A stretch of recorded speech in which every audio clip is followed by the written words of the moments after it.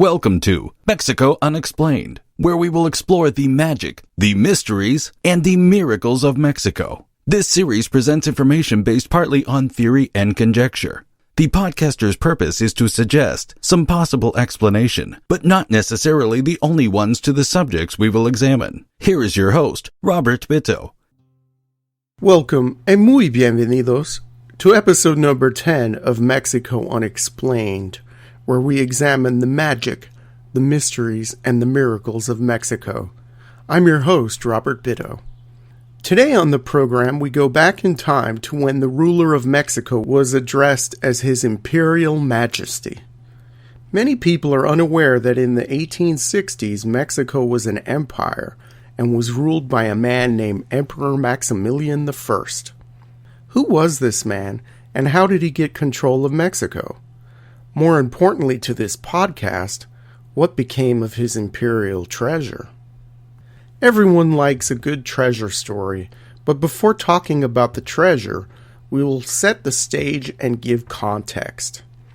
Emperor Maximilian was born an Austrian Archduke to the House of Habsburg, second son of Archduke Franz Karl, and was the brother of the long-ruling Emperor Franz Joseph.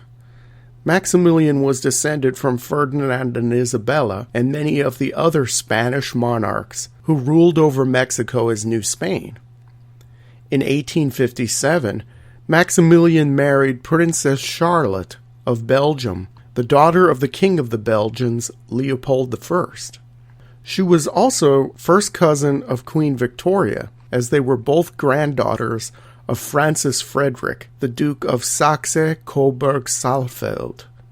Yes, that's a lot of genealogy to consider, and if nothing else, it shows how well connected Maximilian and his wife were to the various European noble houses.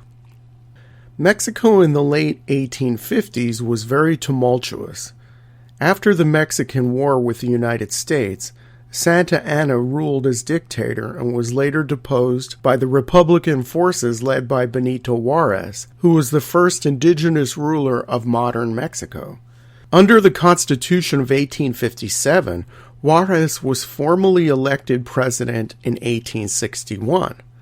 Three European powers, France, Britain, and Spain, had many financial interests in Mexico at the time and were upset about unpaid debts and overall political instability in that country. In 1861, the European trio sent a force to seize the customs house at Veracruz. Napoleon III of France spearheaded the effort and thought that having a permanent French military presence on Mexican soil would be a good way of securing French interests in Mexico. Napoleon's first force to take over Mexico was defeated by the Mexicans at Puebla on May 5, 1862, now celebrated as Cinco de Mayo. The French did not stop there, though, and they sent more troops, advancing on the capital, causing the Republican government to collapse, and Juarez to flee to the north, setting up his government in exile in Chihuahua. The power vacuum from the French invasion set the stage for the empire. A group from the Mexican aristocracy, with the backing of Napoleon III of France, approached Maximilian to offer him the Mexican crown. At first he said no, but when he had heard of a vote taken in Mexico that confirmed the proclamation of empire, Maximilian and his wife Carlota renounced their European titles, and in the spring of 1864, they headed for Mexico. While not popular with most of the native-born Mexicans, the empire was supported by the elite who had always looked to Europe, and by Napoleon III, who still maintained his army in Mexico to support Maximilian.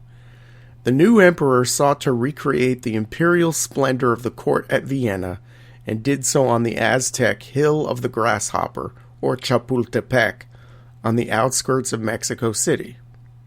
Today you can see the imperial coaches, the fine furniture, and other royal accoutrements in the museum at Chapultepec Castle in modern-day Mexico City.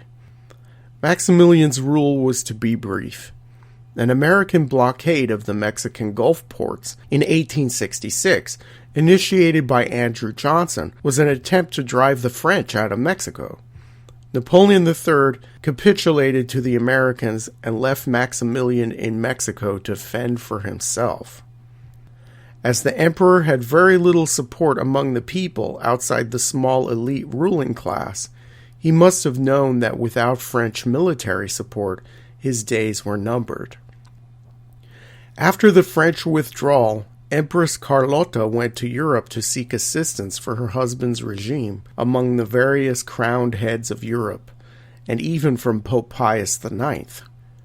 She found no one to support her. As a result, exhausted and resigned to her fate, Carlotta never returned to Mexico and suffered a complete mental breakdown. She too must have known the ultimate fate to befall her husband, and on June 19, 1867, Maximilian was shot by firing squad.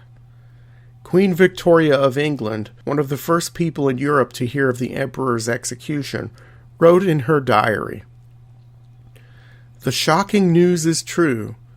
Poor dear cousin Charlotte, bereft of reason, and her husband killed.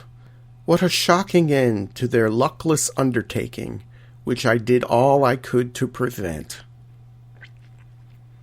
Maximilian arrived in Mexico with a small personal fortune and amassed more wealth during his tenure as emperor. In the final days of the empire, according to legend, and like many other rulers of Mexico who would follow him, Emperor Maximilian made arrangements to get his vast wealth out of the country. He knew that the ports were in rebel hands and the countryside was rife with banditry, so he thought it too risky to take his wealth out of the country overland and by sea by the normal routes.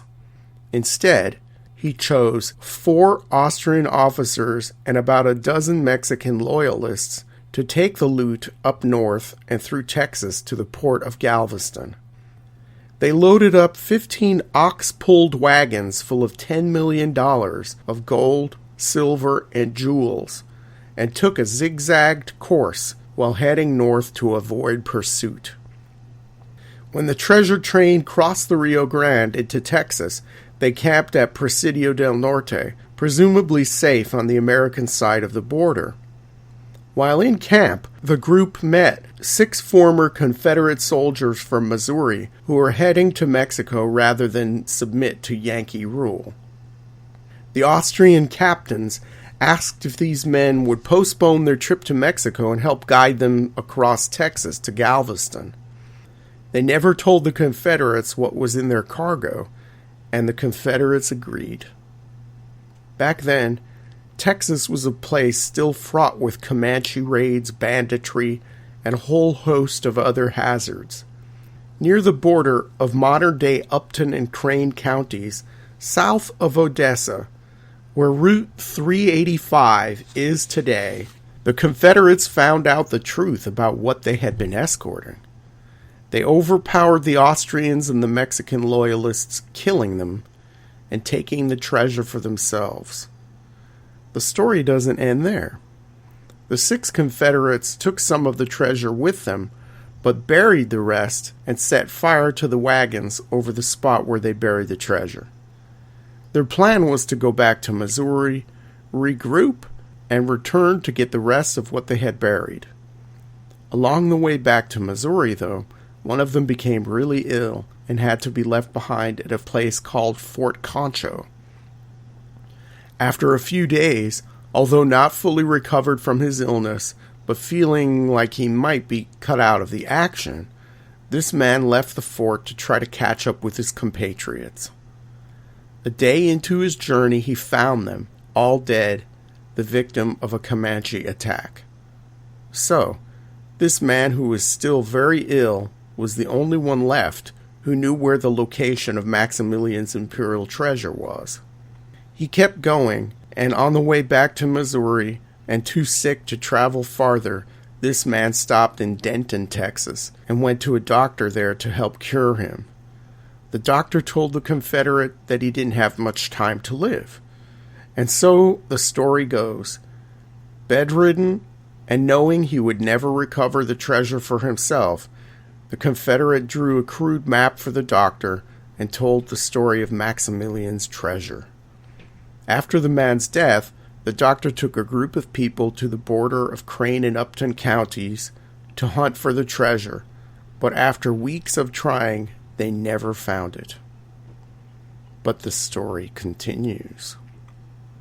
In 1937, a man named Doc Noss claimed to find a treasure in the San Andres Mountains of New Mexico, hundreds of miles from the supposed site of the Confederates' treasure burial.